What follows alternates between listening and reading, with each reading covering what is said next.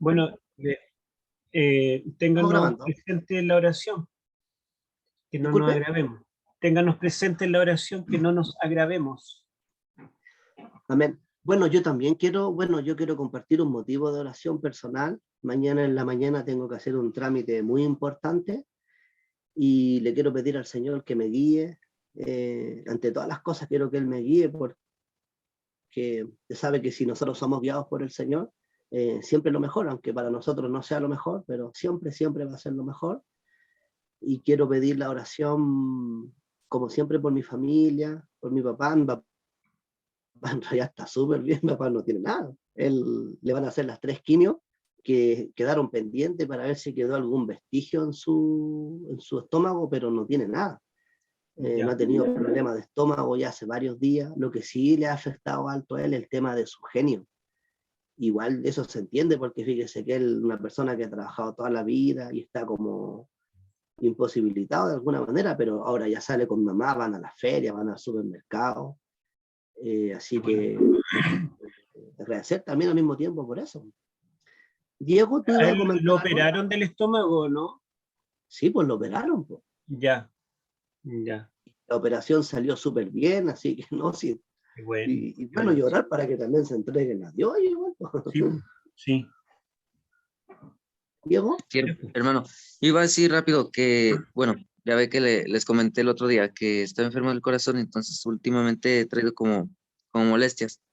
Entonces, para que también oren por eso.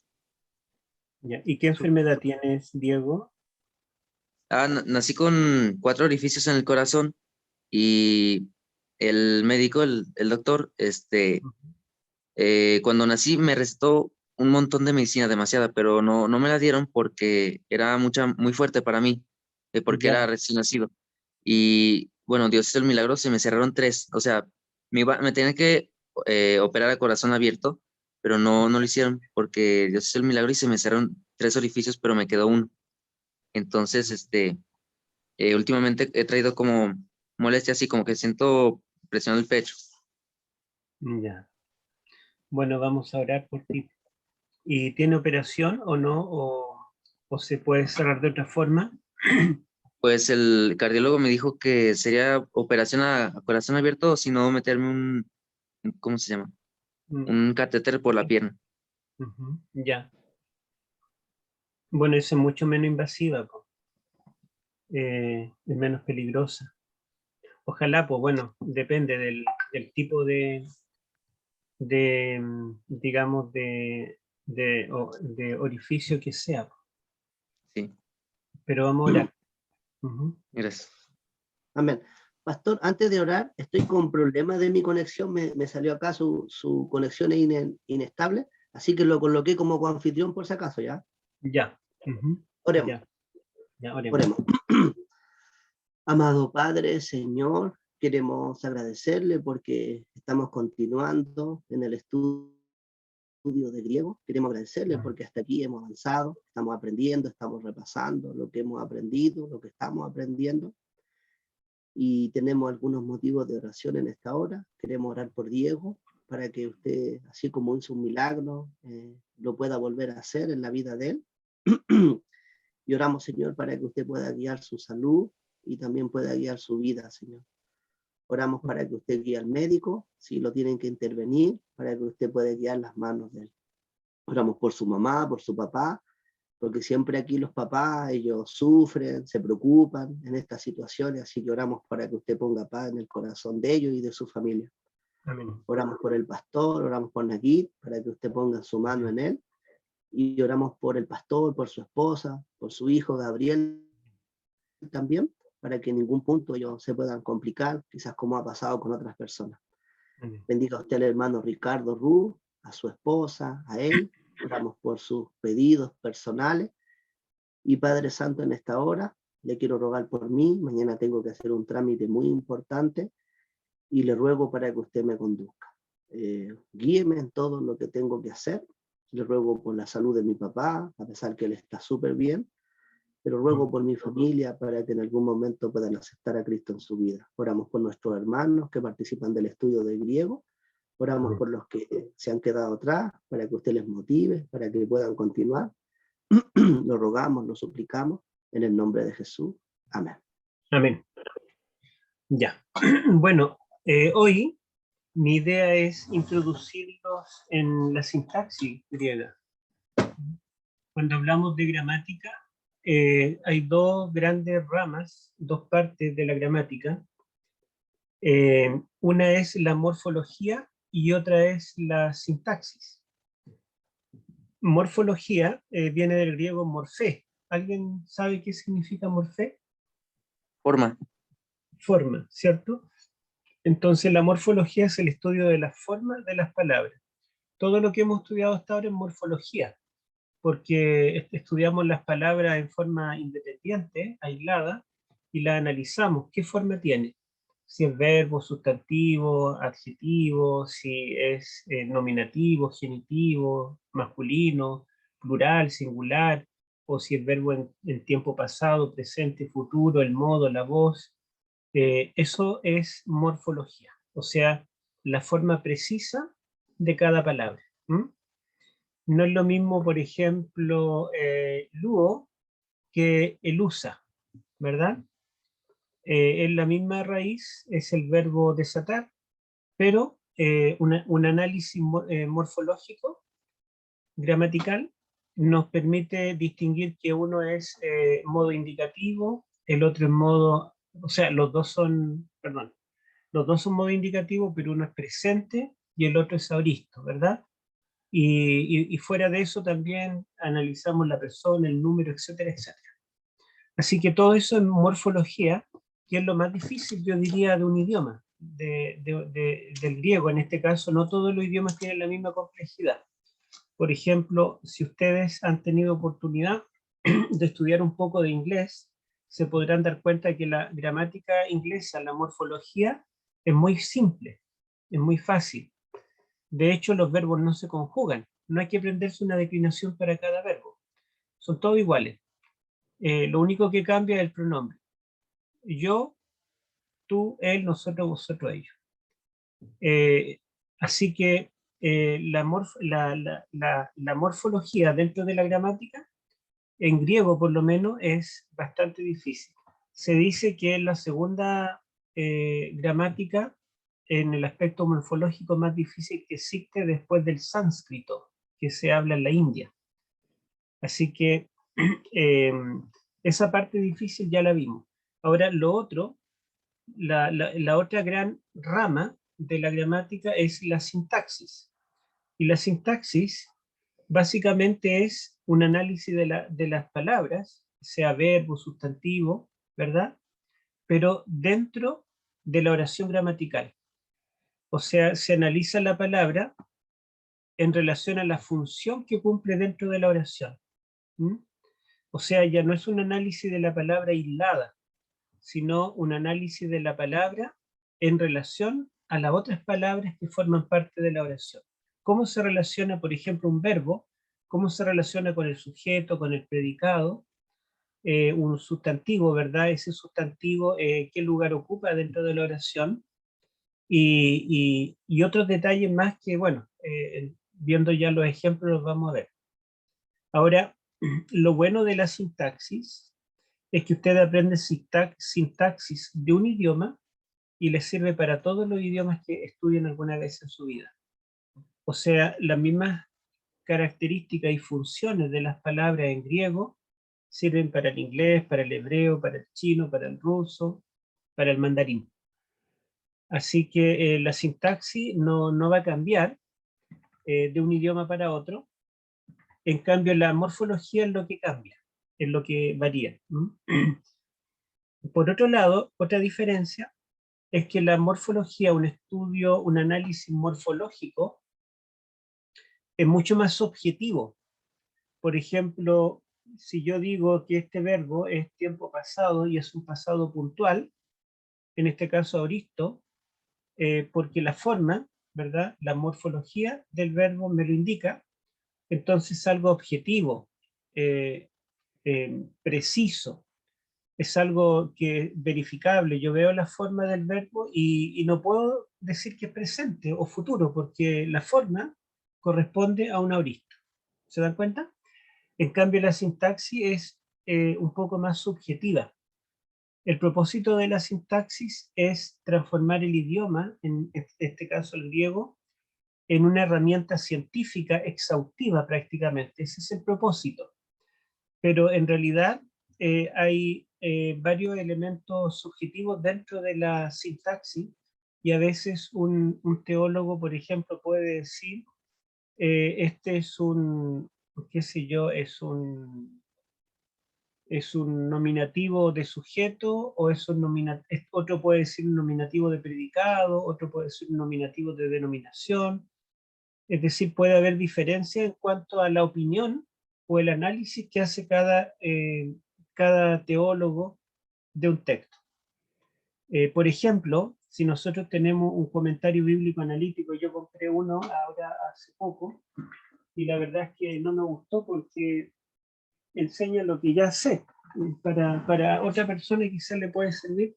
Samuel Pérez Millo, que hace un análisis, compré el de Apocalipsis y el de Hebreo, donde analiza cada texto, coloca el texto en griego, lo traduce y en los cuadritos grises acá hace un análisis morfológico, donde dice que este es un sustantivo, nominativo, masculino, singular, etc. Ese análisis. Y eso es objetivo, o sea, cualquier comentario que ustedes vean va a decir lo mismo de ese sustantivo, porque es nominativo, por la declinación, es masculino, es singular, pero en el momento del análisis sintáctico, generalmente la mayoría va a coincidir, pero justamente cuando una oración es media confusa, es donde la sintaxis va a variar seguramente de un teólogo a otro. ¿Mm? Y a veces se utiliza la sintaxis para tratar de demostrar una doctrina o un punto de vista, pero el ideal es que, o el propósito de la sintaxis, el análisis sintáctico, es tratar de ser lo más preciso, lo más científico, lo más objetivo posible. ¿Mm? Bueno, les menciono que existe una gramática de sintaxis, esta gramática griega de Dana y Mantei, que ustedes ya me parece que la tienen, y si no la podemos compartir. Esta es un poquito más gorda que la otra, y es una gramática básica de todas maneras, porque obviamente hay gramáticas mucho más grandes, con más detalle, pero en esta gramática, que es la que usamos, por lo menos yo en mi tiempo, no sé si todavía la usan, para estudiar la sintaxis del Nuevo Testamento griego. ¿Mm? Bueno, y toda esta gramática yo la resumí en 4 hojas. Ese libro lo leí completo cuando estudié teología, entonces lo resumí, todo lo que es la parte de sustantivos lo resumí en esta hoja, aquí está resumido, y todo lo que sería verbos, los tiempos, los modos y las voces, lo resumí acá. Este es mi apunte. Y veo que se me cayó una parte, no, acá. Bueno, todavía sobrevive. Acá lo resumí por un lado y por el otro lado, o sea, esta es hoja por los dos lados y más la otra. En estas hojas yo resumí todo el libro.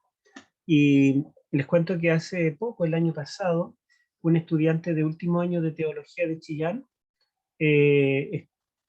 había, digamos, estaba como perdiendo la materia de griego y le iban a tomar un examen general de la sintaxis, toda la sintaxis. Este libro entraba completo, pero él en una semana que le quedaba para estudiar no alcanzaba a estudiar el libro completo. Así que me contactó, yo le saqué fotos, escaneé esto, le mandé mis resúmenes y aprobó. Entonces, ahí está resumido todos los detalles importantes que están en ese libro. ¿Mm? El libro se lo voy a compartir y mi resumen también lo podemos compartir. Estoy Amén. pensando que quizá podría escribirlo en el computador para que no, porque mi letra a lo mejor no la van a entender, pero tal vez podría dedicarme un poco a escribirlo en el computador. Amén. Bueno, Amén, pastor. entonces, básicamente la sintaxis es un estudio de los sustantivos y de los verbos. También se puede estudiar los adjetivos y las partículas, pero básicamente los manuales, la gramática de sintaxis, estudian esos dos aspectos, esos dos tipos de términos. Ahora, en cuanto al sustantivo, ya ustedes están familiarizados con 5 casos. A ver, ¿cuáles son los 5 casos que nosotros dominamos? O por lo menos lo hemos estudiado morfológicamente. Díganme, a ver. Nominativo, genitivo, dativo, acusativo y vocativo. Sí, muy bien. Esos son entonces los 4 casos que nosotros ya nos hemos familiarizado, lo hemos estudiado, ¿cierto? Viendo cuál entrada es esto. Pero, aparte de eso, dijimos que hay 3 más, en total son 8. En alguna ocasión lo hemos mencionado, algunos de ellos. ¿Ustedes recuerdan algo? Fuera de esos 5.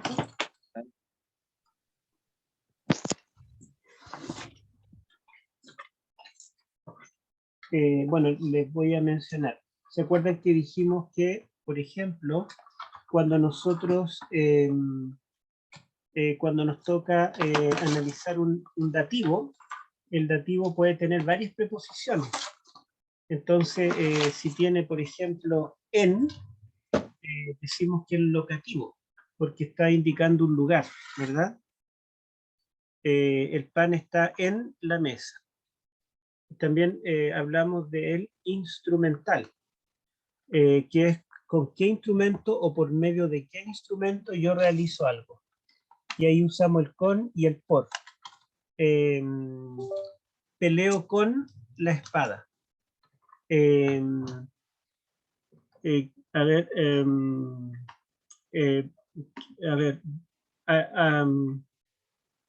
hago algo por medio de no sé, algo. Quizá ejemplo, y aparte que estoy abriendo un archivo y me cuesta hacer 2 cosas a la vez, pero ustedes se pueden dar cuenta que Pine. Bueno, ustedes se pueden dar cuenta que en el caso del dativo, en realidad es como dativo, se dice dativo a esa forma, porque morfológicamente es igual, pero en realidad en la práctica lo que tenemos nosotros es que en más de un caso, aunque la forma sea igual, sintácticamente es diferente. Y voy a compartir pantalla con ustedes. A ver dónde está, acá. Ya, ahí lo ven ustedes. Entonces nosotros tenemos nominativo, acusativo, genitivo, y bueno, y el genitivo existe otro que se llama ablativo. Estos dos tienen la misma forma. O sea, en el análisis morfológico no hay diferencia, decimos genitivo, pero en la práctica son 2 casos distintos. Y después tenemos acá, tenemos el, bueno, y voy a colocar también aquí el vocativo. Y luego tenemos el dativo, el instrumental, y tenemos también el locativo. Bueno, y estos 3, ¿verdad? Podemos decir que tienen la misma forma. Entonces aquí habría 1, 2, 3, 4 y 5. Ahí están los 5 casos que ustedes conocen, que en realidad son 8. En cuanto al genitivo y el ablativo lo que lo caracteriza, la palabra ablativo tiene que ver con separación. Entonces, también se usa la forma del genitivo, y en castellano usamos el de. ¿Dónde está acá? La preposición de, en castellano, ¿verdad? Cuando traducimos el ablativo, pero la diferencia con el genitivo, que dijimos que el genitivo, por ejemplo, puede indicar descripción, el hombre de zapatillas, puede indicar procedencia, la mujer de China puede indicar pertenencia, la mochila de Claudio puede indicar, bueno, varias otras cosas. En cambio, el ablativo tiene que ver con separación. Por ejemplo, si yo digo la mitad de la torta, allí empleo en la forma, morfológicamente yo digo genitivo, pero en realidad no sería un caso genitivo, sino que sería un caso ablativo, porque es una parte de, tiene que ver con separación, la mitad de la torta. O decir, em, em,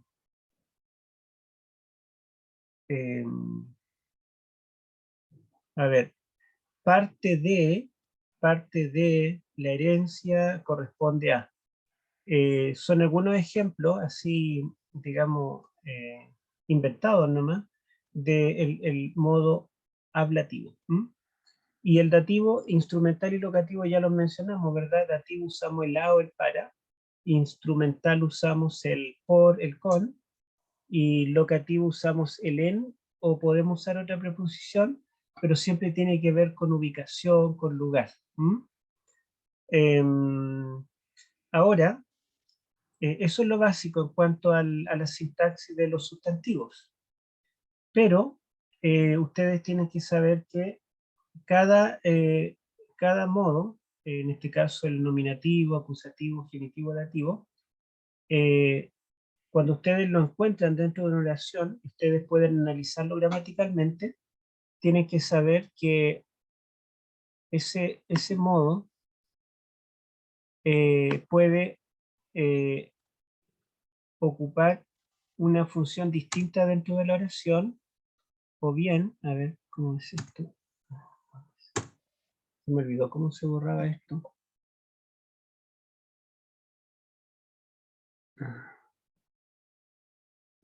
Se me olvidó cómo se borra, suprimir, ahí está, ya.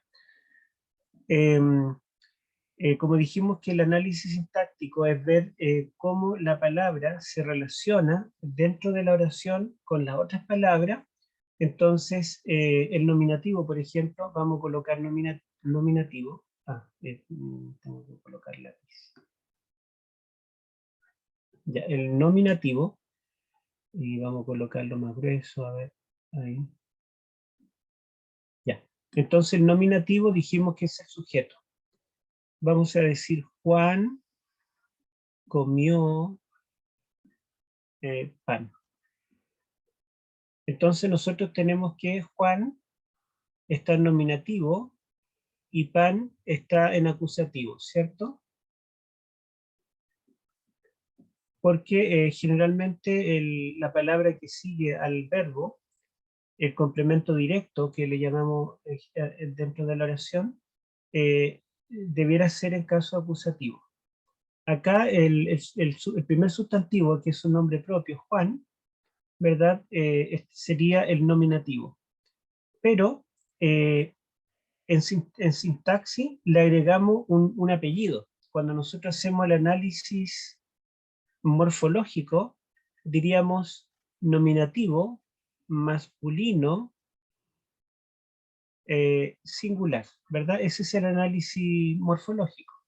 Pero cuando yo hago un análisis sintáctico, voy a borrar aquí, lo que hacemos es colocar, bueno, ya, voy a tomar el lápiz otra vez. Ya, lo que hacemos simplemente es colocar nominativo de sujeto. Ese es el análisis sintáctico. ¿Ah? Entonces, como yo analizo la palabra Juan, es un nominativo de sujeto. Pero en cambio, si yo digo, voy a borrar acá,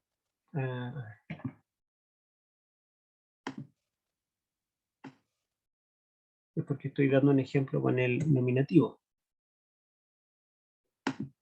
Ya, aquí yo estoy diciendo el verbo era Dios. nosotros nos damos cuenta en Juan capítulo 1, versículo 1, que el verbo o logos está en nominativo, ¿verdad? Y también Dios, Theos o Joteos, también está en nominativo. Entonces el primero es el análisis sintáctico sería nominativo de sujeto, porque es el sujeto de la oración. Acá está el verbo. Entonces después del verbo yo tendría que pensar que viene un acusativo. Pero si yo veo Theos es la forma nominativa. Por lo tanto, acá es un nominativo. Pero este nominativo se llama nominativo de complemento directo. Nominativo de complemento directo. ¿Por qué? Porque está ocupando el lugar de complemento directo. Es como obvio, ¿se dan cuenta? Es como más fácil, no es tan complejo. Incluso si ustedes comparan gramáticas, si consiguen más de una gramática donde hagan gramáticas que enseñen sintaxis, en alguna gramática lo van a llamar distinto. Por ejemplo, en alguna gramática lo pueden llamar nominativo de complemento directo, o en otras le pueden dar otro nombre que es como sinónimo de eso. Entonces no hay como algo tan así matemático para designar digamos, el análisis sintáctico tanto del sustantivo como del verbo. ¿Mm? Por ejemplo, supongamos el verbo, un verbo cualquiera en tiempo presente. Yo voy al trabajo. El verbo voy es un tiempo presente. Y si yo hago el análisis sintáctico, supongamos que yo diga, yo voy al trabajo de lunes a viernes, pero hoy, que es domingo, estoy en casa. Entonces, dentro de la oración, si yo hago el análisis de la palabra aislada, yo voy a decir un verbo, tiempo presente, modo indicativo, masculino, perdón, primera persona, singular. Ese es el análisis morfológico. Pero si yo hago el análisis sintáctico, y quizás voy a escribirlo acá para que no se olviden.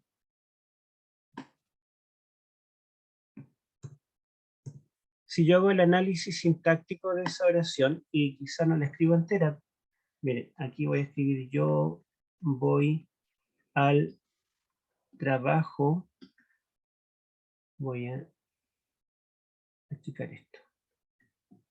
Todos, no, bueno, voy a poner todos los días, menos el sábado y hoy domingo. Entonces, si yo hago el análisis del verbo, yo diría que el análisis morfológico es presente, indicativo, primera persona, singular. En cambio, si yo hago el análisis sintáctico, yo me doy cuenta que aunque el verbo sea presente, el verbo se está refiriendo a algo pasado. Porque estoy diciendo que yo voy al trabajo todos los días, pero estoy diciendo que hoy es domingo. Entonces, hoy yo no voy al trabajo. Yo no estoy diciendo yo voy al trabajo hoy. Estoy diciendo yo voy al trabajo en la semana, pero sábado y hoy estoy en casa. Así que esto, si yo lo analizo sintácticamente, diría es un verbo en tiempo presente, pero es un presente pretérito. ¿Por qué? Porque es un presente, pero lo estoy usando para referirme a una acción pasada. O sea, aquí yo tomo en cuenta el contexto, tomo en cuenta la oración completa. Pero ustedes pueden encontrar otra gramática que quizá en vez de llamarle presente pretérito, le va a llamar, este es un presente histórico. Porque la historia es lo que ya pasó. Entonces en alguna gramática se va a llamar presente histórico, porque aunque la forma, el análisis morfológico, me dice que el verbo está en tiempo presente, la función que cumple dentro de esta oración es una función histórica, o sea, de algo que ya pasó. ¿Me entienden la idea? Sí, Ya. Ahora, hay un uso también que es verbal, que también tiene que ver con tiempo, que es muy común, sobre todo en Apocalipsis, cuando Jesús dice, y voy a borrar solamente acá, voy a borrar acá,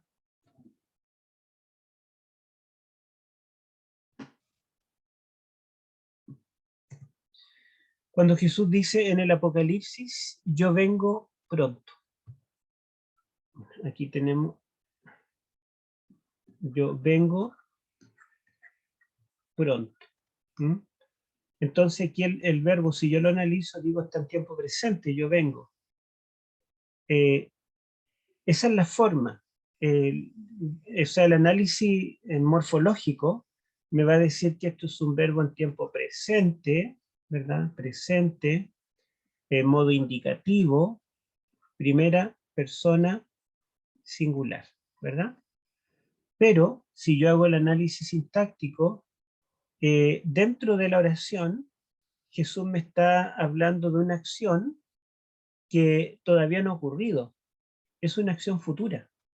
Cuando Jesús me promete que Él viene pronto, lo correcto morfológicamente sería decir yo vendré pronto, porque vendré en la forma futura, pero están presentes, yo vengo pronto.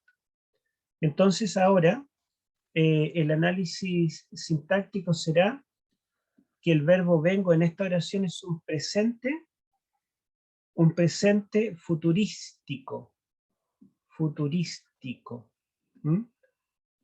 Porque quiere expresar una acción futura, pero el verbo está en presente. Y quizá en otra gramática ustedes lo van a encontrar con otro nombre, un presente, no sé, pueden usar un sinónimo, pero la idea se va a entender, o sea, más de lógica, más que memorizar cosas, ¿se dan cuenta? No es tanto que nosotros sepamos como la gramática, porque si yo me equivoco y qué sé yo, por ejemplo, es un participio, y yo un participio indicativo, y yo lo entiendo como un subjuntivo, presente subjuntivo, va a estar erróneo. Mi traducción va a ser incorrecta. Pero si yo morfológicamente lo analizo bien y lo traduzco correcto, pero no hago un análisis sintáctico correcto, puedo equivocarme. Quizás si yo no tomo en cuenta el contexto, si no tomo en cuenta la oración completa, estaría yo diciendo a simple vista, Jesús está describiendo una acción que está haciendo en ese momento. Jesús está viniendo en el momento cuando Juan está recibiendo el Apocalipsis.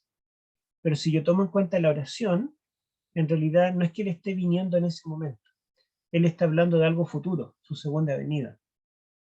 Pero el hecho de que lo use en tiempo presente, el verbo, en vez de futuro, es porque se usa sintácticamente el presente futurístico, se usa para indicar una acción futura que es inminente. Esa es la idea del presente futurístico.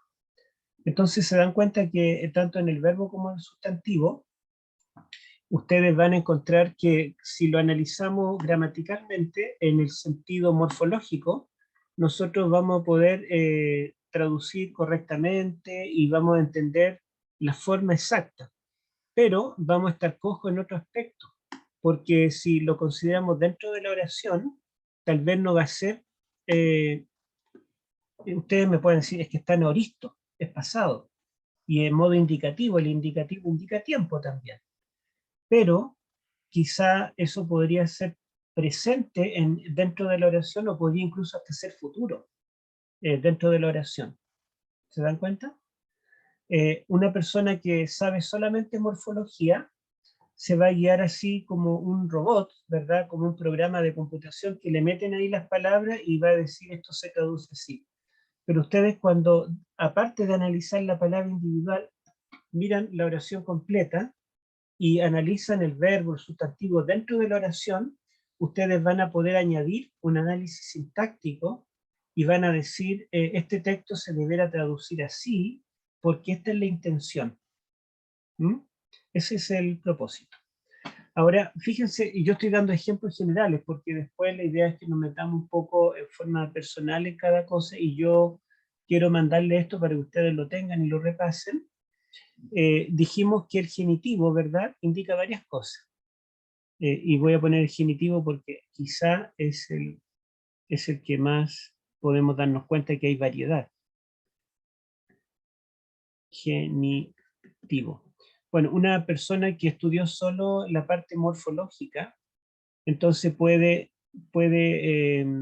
decir estos genitivos, y puede encontrar varios genitivos y decir lo mismo, todo es genitivo.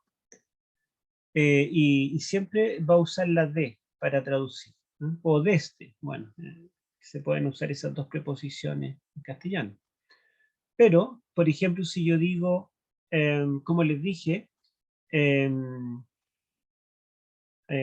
la chica de la mochila, bueno, de la mochila azul. Bueno, la chica de la mochila, aquí yo tengo, sería en genitivo, ¿verdad? De la mochila. Pero, en este caso, yo no voy a hacer el análisis morfológico diciendo que este genitivo es un genitivo femenino singular, sino que yo voy a decir que este es un genitivo descriptivo, así se llama. ¿Por qué se llama descriptivo? Porque simplemente está describiendo a la chica, ¿verdad? O si yo digo el hombre de zapatilla, el niño de ojos claros, cualquier descripción que yo dé, se va a llamar genitivo descriptivo. Es como obvio, ¿verdad? Es como bien lógico. Pero como les digo, incluso en alguna otra gramática puede que ustedes lo encuentren, pero con otro nombre, que va a ser un sinónimo de descriptivo. Quizá diga genitivo de descripción o genitivo de caracterización, pero en el fondo es lo mismo. Ahora, si yo digo, vamos a seguir con el mismo ejemplo de las chicas. Las chicas de Bolivia. Es un genitivo también, porque aquí tengo de Bolivia. Pero ya no es descriptivo. ¿Qué genitivo sería? De acuerdo a lo que hemos dicho. ¿Sería de procedencia? De procedencia, ¿verdad? A ver, ¿dónde tengo el lápiz aquí? Genitivo de procedencia, porque me dice de dónde procede, ¿verdad? Si yo digo, a ver, otro ejemplo.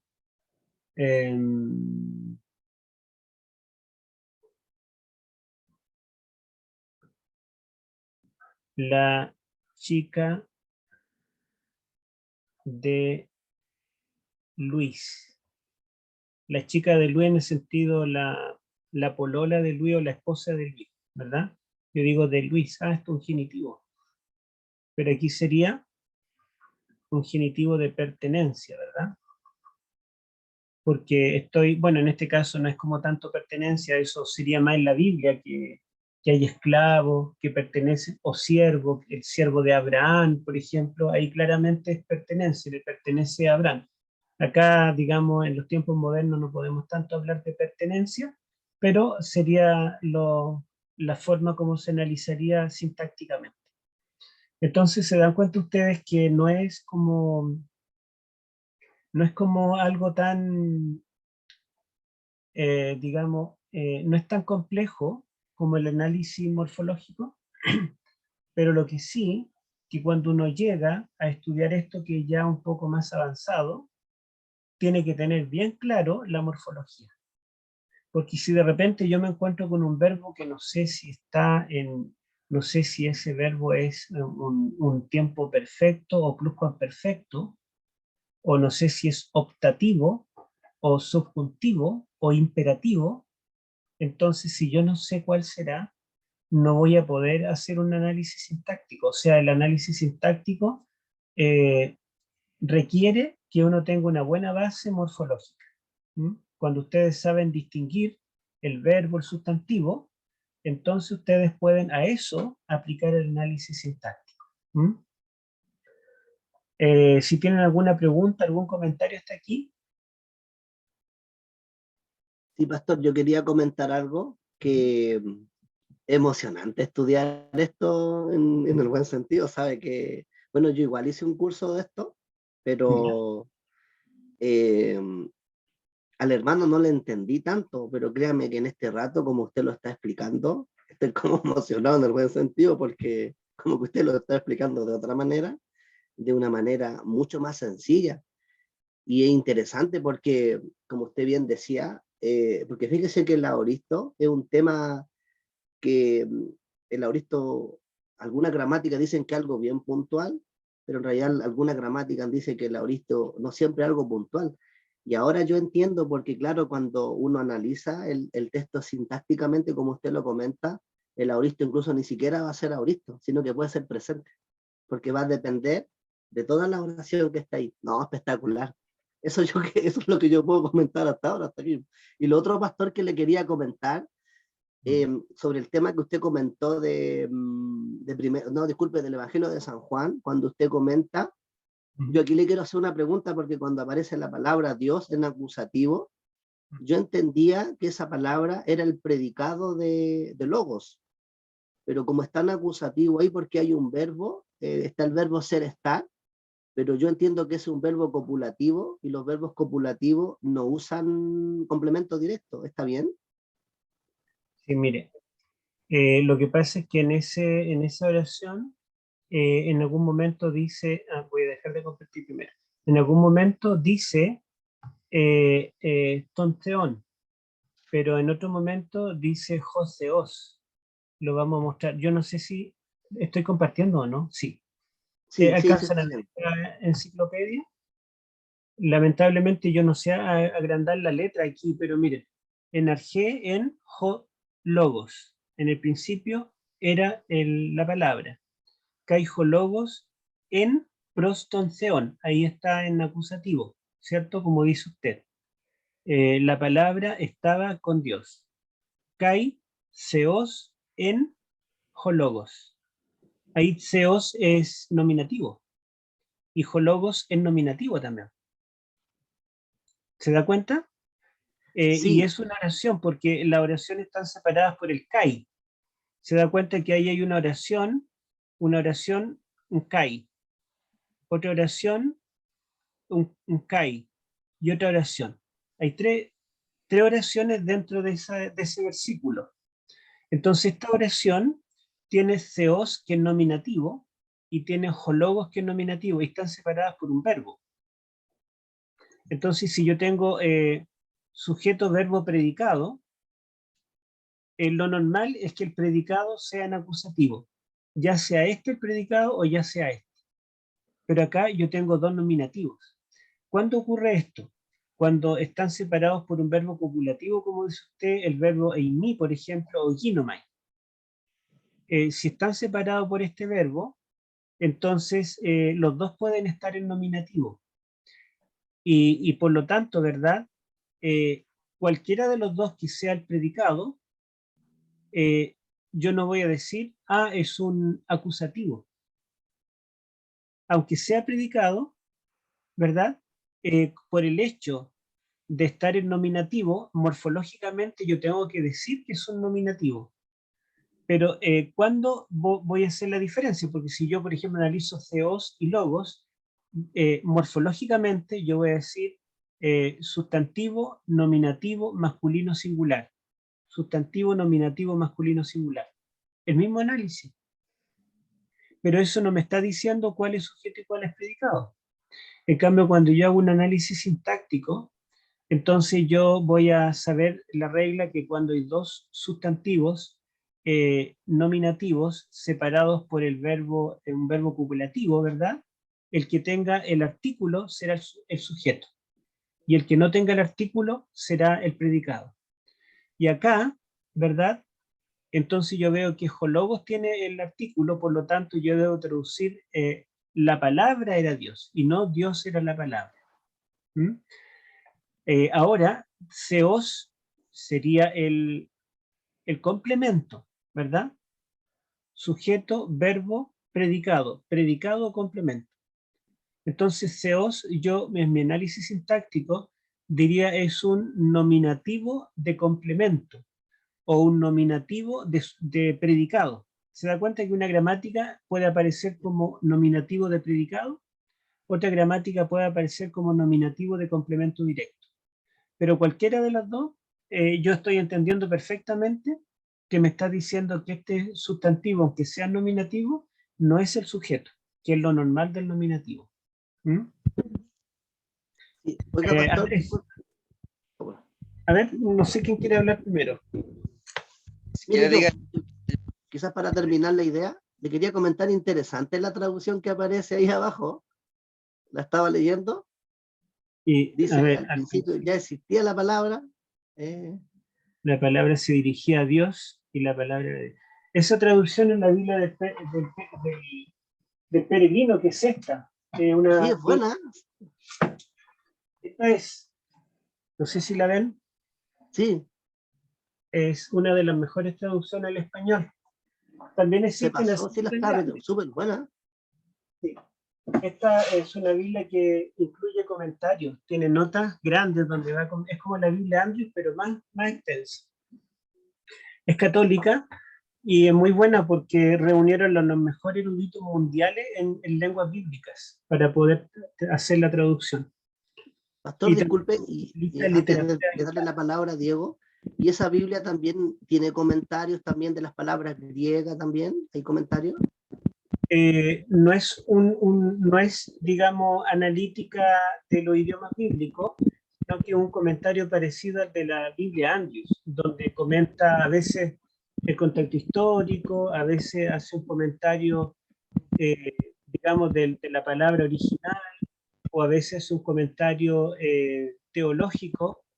Es un comentario general, pero cuando tiene que aclarar una traducción lo hace. Cuando un texto es complejo lo explica.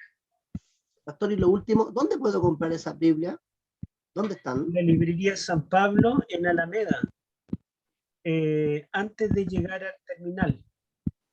Súper, súper. Igual venden más chicas, yo compré esa de estudio que tiene comentario y todo, que es más grande, porque son eruditos de renombre, pero eh, deben existir, y también hay en internet, a lo mejor si usted la busca en internet puede encontrar la Biblia del Peregrino. Bueno, Muchas gracias, pastor. Diego. Sí, ahorita que estaba comentando sobre bueno, porque ahí el griego dice kai theos en hologos, o sea, literalmente sería y Dios era la palabra, pero en la traducción nosotros ponemos y el verbo era Dios o y la palabra era Dios, porque el que tiene el artículo es logos y no theos, ¿verdad? Sí. Pero si tiene, si tiene por el, como que, o sea, si primero se traduce el sujeto, el que lleva el artículo, Uh-huh. eh, por ejemplo, todas las Biblias dicen, bueno, no todas, la mayoría dicen, en el principio era el verbo o en principio era el verbo. Algunas dicen, creo que la Biblia textual dice, el verbo era en principio. Entonces, mi pregunta es, ¿podríamos traducir en la primera cláusula de Juan 1:1? El verbo era en el principio porque lleva el artículo, es el sujeto y se pone primero.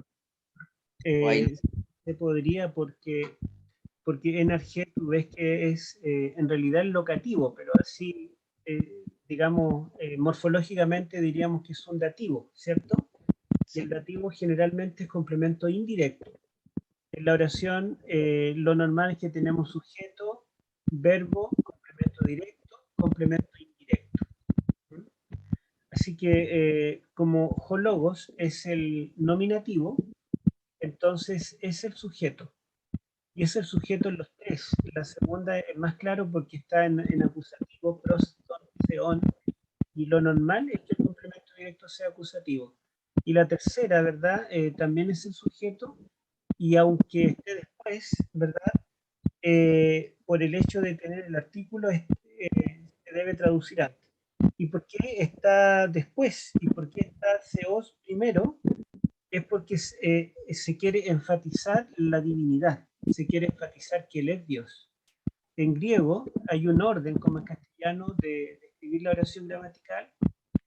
Sin embargo, cuando se quiere dar un énfasis, la palabra se coloca al principio, la que se quiere enfatizar, aunque gramaticalmente debiera estar en otro lugar de la oración, se coloca al principio. Acá hay un énfasis en el principio. ¿Y por qué el énfasis está en el principio, siendo que está en locativo, que correspondería a un complemento indirecto de la oración? Y yo podría traducir el verbo estaba o existía en el principio. Yo podría traducir así, pero él lo colocó al principio porque quiere enfatizarlo, esta frase en el principio, porque es exactamente la misma que aparece en el principio de la Biblia. En griego dice en argé, en el principio, epoyesen joseos, ton uranon kaitengen. O sea, en el principio, Dios creó o hizo literalmente los cielos y la tierra. Y los lectores que están acostumbrados a la Biblia griega, ¿verdad? E incluso un judío que conoce el texto hebreo, se dan cuenta de que Juan está llevándonos la mente al primer versículo de la Biblia, antes de la creación de todas las cosas. En ese principio, cuando solo existía Dios antes de crear, dice que el verbo ya existía. Por eso es que lo coloca al principio. Pero no estaría erróneo, digamos, sintácticamente, traducir la palabra que existía en el principio y la palabra existía con Dios o estaba con Dios y la palabra era Dios. ¿Mm? Pero ustedes ven que tanto en inglés como en castellano, las versiones que yo tengo abiertas allí, todas esas versiones traducen siempre en el principio primero, porque se dan cuenta que ese es el énfasis. El autor quiere que lo coloquemos al principio de la oración. Sí. Gracias. Bueno, vamos a salir de aquí. Pastor, ¿Sí? ¿sabe? Le quería comentar que yo ese tema como que no me calzaba a mí en mi, como en mi, ¿cómo se dice? En mi estudio, en el sentido de que yo entendía, me costó aceptar eso a mí en el buen sentido de la palabra, porque yo veía al sujeto por allá, veía, porque usted sabe que en griego las palabras parece que es una ensalada, eso. Entonces me costaba a mí aceptar eso y decía, no, yo tengo que tomar al sujeto, colocarlo allá, colocar el verbo, colocar el complemento y hacer el orden de las palabras para poder traducir de una forma correcta. Y sabe que ahora, pastor, como que me grabé eso en mi cerebro y como que lo acepté, como que en mi chip lo acepté. Y sabe que ahora puedo mirar la palabra desde otro punto de vista. Y evidentemente, cuando las palabras en griego están puestas en un lugar, es porque quieren dar un énfasis. Y Claro. sabe que yo estaba justo porque el otro día hice una meditación y estaba analizando el texto donde dice Jesús lloró, que aparece ahí en San Juan. Y interesante porque en la Biblia nosotros lo encontramos, Jesús lloró, pero en el texto griego no está así, po. Aparece primero el verbo y después aparece el sustantivo y lo que quiere enfatizar es que Jesús lloró, o sea, en realidad está haciendo un énfasis que él verdaderamente él era humano y él lloró. Entonces cuando yo lo miro de esa forma, yo puedo sacarle mucho más al texto bíblico, lo puedo enriquecer mucho más. Eso, Claro. pastor. Sí, miren, yo por ejemplo estoy traduciendo ahora Daniel, Daniel 7, y hoy me quedé pegado en una frase, la voy a compartir acá para que ustedes lo vean. Daniel 7 está en arameo, pero les muestro porque, y justamente hice una búsqueda acá, porque si nosotros vemos el versículo 25, donde dice que el cuerno pequeño pensará, bueno, dice, hablará palabras contra el Altísimo, a los santos del Altísimo quebrantará y pensará en cambiar los tiempos y la ley. Acá, miren, dice, y palabras hablará, o a ver, este es, bueno, respecto a o contra a, como lo traduzcamos, el Altísimo, ahí está Altísimo. Y Altísimo, y está en dos formas porque una es como está el texto y otra es como sugieren los especialistas, sugieren que así podría haber estado quizá en algún texto más antiguo. Pero es la misma palabra en el fondo. Y aquí dice Elión, que es el Altísimo, solo que está en arameo. Elí, Elai, Elai en arameo, que significa el Altísimo, y en hebreo es Elión. Entonces, es interesante que el Altísimo está en singular, Altísimo, hablará palabras contra el Altísimo. Pero después dice, y quebrantará, perdón, sí, bueno, palabras contra el Altísimo dirá, después, y a los santos del Altísimo quebrantará, la segunda frase, acá, y a los santos del Altísimo quebrantará. Pero este Altísimo termina en in, que en arameo es el plural. Entonces, literalmente, allí dice a los santos de los Altísimos. Y algunos teólogos dicen que es como un plural de intensidad, así como Elohim es plural, pero en realidad es un Dios. Acá estás diciendo literalmente altísimos. Y bueno, entonces yo me pregunté, Daniel utiliza la palabra Elión o Elai en arameo, la utiliza en plural cuando se refiere a Dios, y en el mismo versículo me dice que no, porque él utiliza la palabra altísimo en singular, pero cuando la junta con la palabra santos, la coloca en plural. Y miren, yo voy a hacer una búsqueda acá de la palabra altísimos en esta forma en plural, y me dice que solamente la emplea Daniel 4 veces y siempre en el capítulo 7, y siempre va precedida de santos. Si ustedes pueden ver allí, ahí dice Kadichei, aunque no lo sepa leer, pero del Altísimo. Y ahí, otra vez Kadichei, una traducción a los santos del Altísimo. Después ahí la conjunción y al a los santos del Altísimo. Ahí, santos del Altísimo. O sea, siempre que el, Daniel habla de los santos en Daniel 7, o los santos del Altísimo, Altísimo siempre lo coloca en plural. En cambio, si ustedes ven acá mismo el versículo 25 que yo les mostraba, también emplea la palabra altísimo en singular en este texto.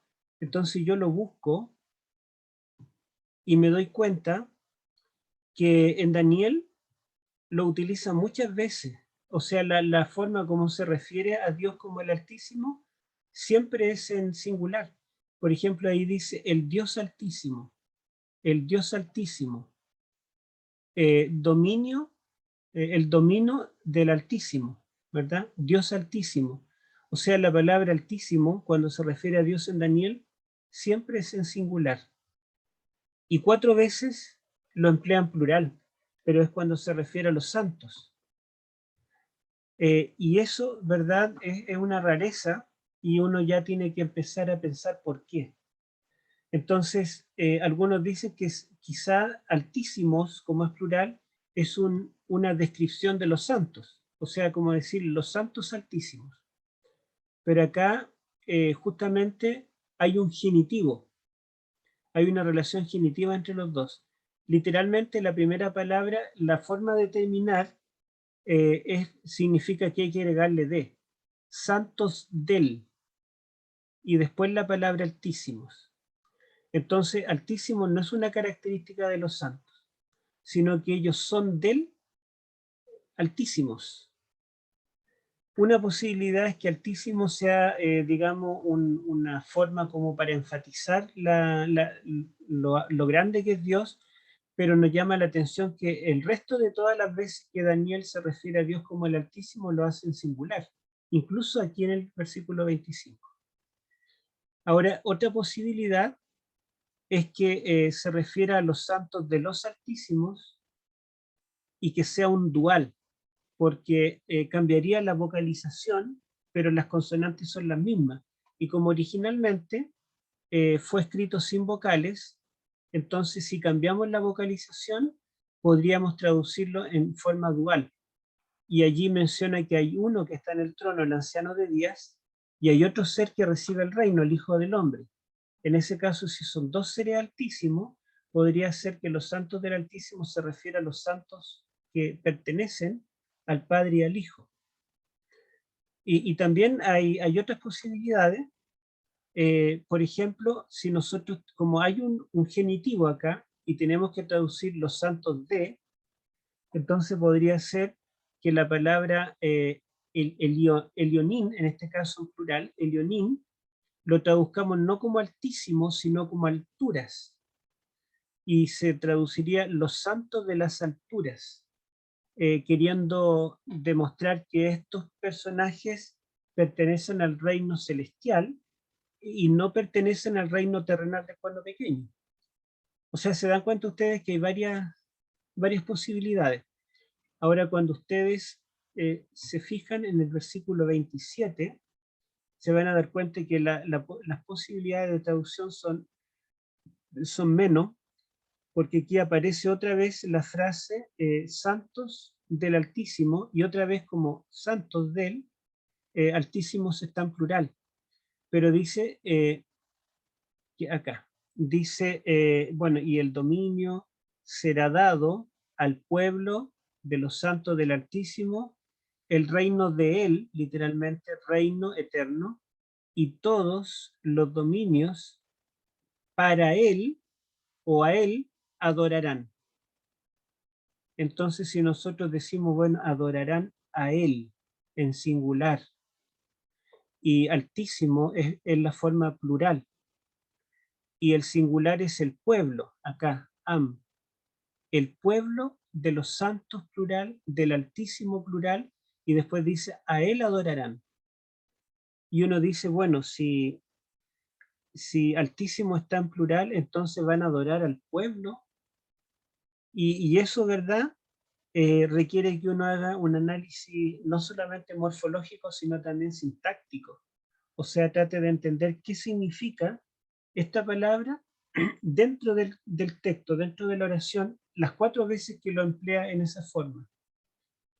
Se dan cuenta que no basta con conocer la forma, porque ustedes pueden ver que las versiones, todas traducen altísimo en singular.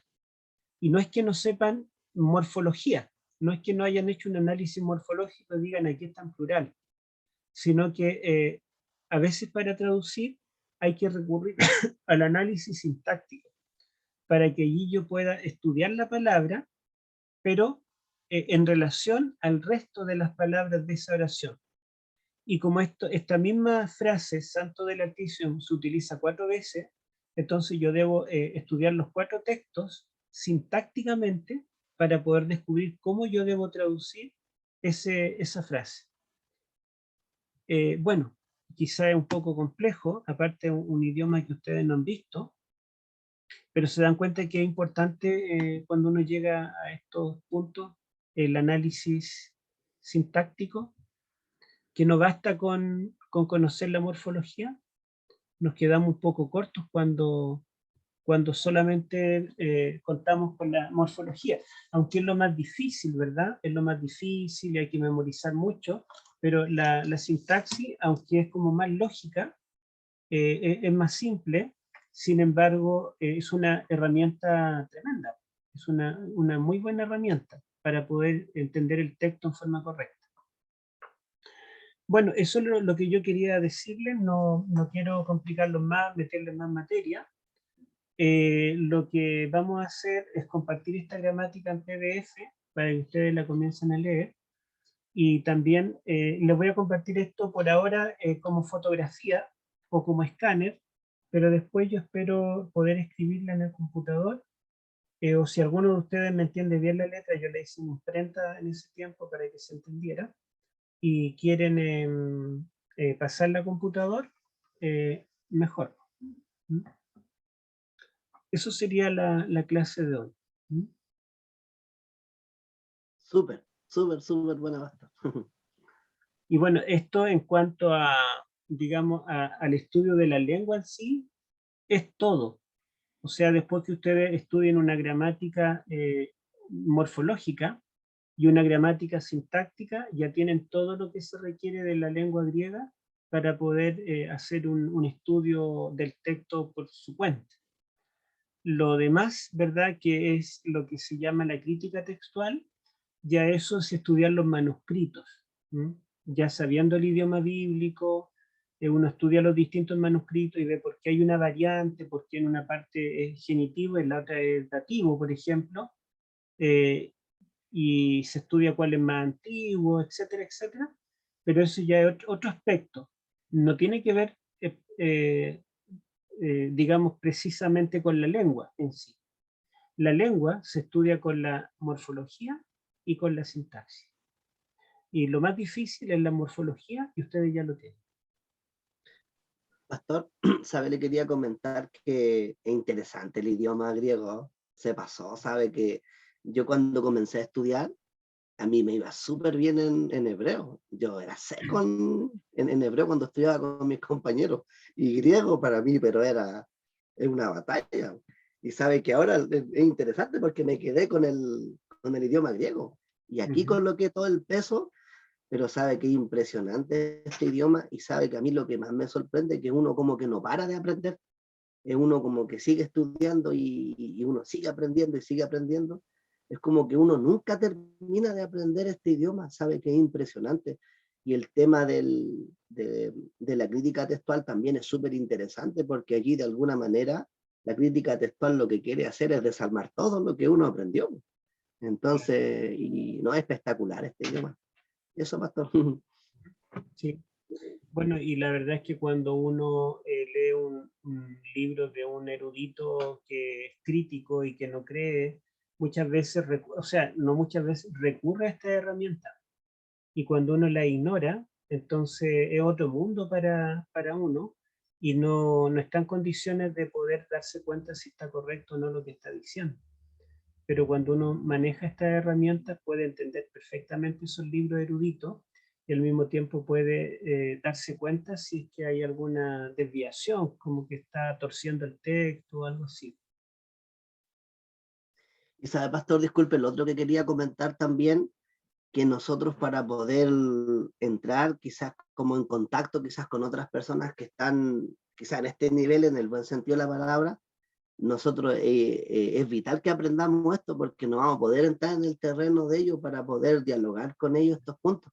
Es imposible. O sea, nosotros necesitamos aprender el idioma griego, necesitamos aprender la sintaxis, manejar, como usted comentaba, la morfología, saber de qué se trata la crítica textual para nosotros poder entrar en diálogo con esas personas, porque el Señor también quiere que, porque esta herramienta que nosotros estamos aprendiendo nos puede también ayudar para poder alcanzar a otras personas. Claro, Y para testificar.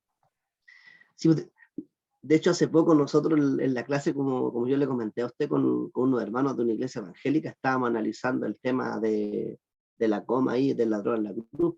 Y un hermano de una iglesia evangélica decía, yo siempre pensé que el ladrón estaba en la cruz, y ahora entiendo que en realidad los muertos no se van al cielo. Y él evangélico, entonces imagínense si él entendió quizás hasta dónde él ha compartido eso, entonces nosotros podemos alcanzar a otras personas con este idioma. Y sabe, pastor, lo otro, yo siempre me acuerdo cuando recién comencé a estudiar griego, mi profesor, él nos dijo a nosotros, este idioma no es para debatir, este idioma es para enseñar, porque nosotros si caemos en ese aspecto no vamos a conseguir nada. Siempre recuerden eso. Ustedes están en otro nivel y ustedes tienen que enseñarle a los hermanos para que los hermanos, porque si ustedes discuten con ellos, ellos no van a saber de qué ustedes le están hablando. Por lo tanto, lo que ustedes tienen que hacer es enseñarle. Claro. Y bueno, usted que ha podido estudiar con profesores de distintos lados, se da cuenta que mientras más alto el nivel académico, menos peleadores son. Porque nosotros cuando estamos en el nivel más bajo, como que peleamos, tratamos de imponer nuestra doctrina a otras personas, pero cuando están en nivel alto, la verdad es que primero no tienen ese interés de defender algo o pelear por una doctrina, y en segundo lugar, no tienen problema en decir la verdad. Si ellos tienen que reconocer que su doctrina está errada en un punto, lo van a decir porque, o sea, el estudio pretende ser científico, pretende ser honesto y reconocer lo que dice el texto. Aunque obviamente cuando se usa un método crítico que es cejado y solamente ve lo lógico desde la perspectiva humana y descarta lo sobrenatural, las conclusiones van a ser cejadas también. pero por lo menos hay honestidad. Sí, ¿no? Y de hecho, ¿sabe que yo estoy estudiando la gramática de Wall ahora? La estoy estudiando punto por punto, y es interesante cómo ellos se apegan al texto. O sea, ellos no son, ¿cómo se dice? No son doctrinarios, quizás en el sentido de que ellos no están estudiando la gramática con una mentalidad doctrinal, sino que ellos la están estudiando gramaticalmente y están haciendo los comentarios como está el texto. Esa gramática yo aconsejo también a los hermanos, quizás que van a escuchar la clase, que la estudien. Es muy, muy buena esa gramática también de No, es Wallace. muy buena, sí, muy buena la gramática. Espectacular se pasó esa gramática. Sí. Ujú. Me parece que también incluye algo de sintaxis. Sí, sí, no, es súper buena. Sabe que lo que sí, sabe que yo la estoy estudiando, y los textos que traducen ellos a veces no respetan el orden de las palabras como yo me convencí ahora, y voy haciendo mi traducción, pero muy buena la gramática, se pasó. Pero para estudiar esa gramática, como usted bien dijo, es necesario poder manejar la morfología. De lo contrario, uno no va a quedar quizás en el camino. Claro, exactamente. Bueno, no sé si alguien quiere comentar algo más y si no, concluimos. Ya, concluimos. Bueno, vamos a orar y vamos a dar gracias a Dios porque la verdad es que pasamos lo más difícil. Obviamente hay más detalles, ustedes pueden leer todas las gramáticas que quieran y repasar lo que ya hemos visto, pero ya tienen todo lo que es morfología, lo grueso, todo lo importante ya lo tienen. Y yo sé que no se van a recordar de todo de memoria, porque uno la verdad es que lo va interiorizando, lo va afiatando a medida que va traduciendo, pero ya con esa base podemos entrar en sintaxis y ver otras cosas, otro análisis, que ya no es solamente mirar el punto, la palabra, sino que es una visión más amplia, nos da otro enfoque del texto. Y con ambas cosas, ¿verdad? Mirar la palabra individual o mirar la palabra dentro de la oración, con ambas cosas podemos llegar a una traducción perfecta. Bueno, hermanos, vamos a orar. Inclinamos el rostro. Padre Celestial, te queremos dar gracias porque hemos podido hacer una introducción a la sintaxis bíblica del griego. Te damos gracias también porque esta misma área de la gramática nos va a servir para el hebreo, para el arameo, para el castellano, para el inglés. Y Señor, esto también nos va a permitir estar más capacitados para testificar de ti y también, Señor, para defender tu palabra, Señor, cuando sea necesario y para poder, Señor, dar razón de la esperanza que hay en nosotros. Te pedimos que bendiga a cada uno de mis hermanos y también, Señor, a los que no pudieron estar presentes hoy. Te queremos rogar que tú dirijas nuestros planes, los de cada uno. Te pedimos por la salud de Diego, Señor, para que tú obres en su salud y ojalá que puedan hacerle esta operación y que sea la mínimamente invasiva y que él pueda, Señor, quedar sin más las molestias que tiene. Así también, Señor, te rogamos que tú nos sigas dirigiendo en todas las cosas. Te agradecemos en el nombre de Jesús. Amén. Ya pues, hermanos, que Dios les bendiga, que descansen. Muchas gracias, la mejor El clase. Señor le bendiga, pastor. Gracias.